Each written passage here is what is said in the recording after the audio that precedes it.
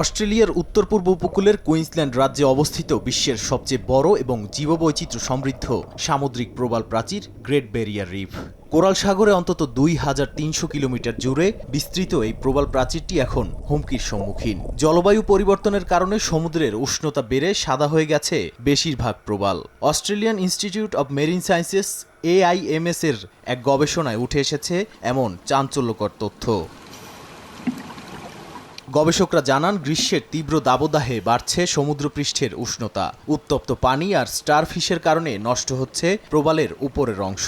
গত এক বছরের পর্যবেক্ষণে দেখা যায়, উত্তর দক্ষিণাংশের বেশিরভাগ প্রবালের আবরণ কমেছে।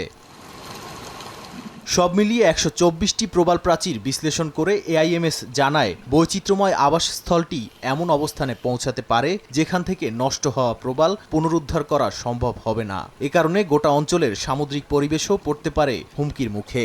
এমন পরিস্থিতি এড়াতে গ্রেট ব্যারিয়ার রিফকে বিপদাপন্ন তালিকার অন্তর্ভুক্ত করা উচিত বলে মনে করে জাতিসংঘের শিক্ষা, বিজ্ঞান ও সংস্কৃতি সংস্থা ইউনেস্কো।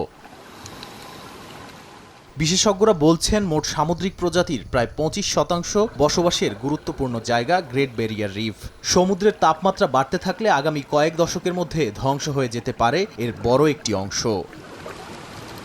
নাদিম মারজান, সময় সংবাদ।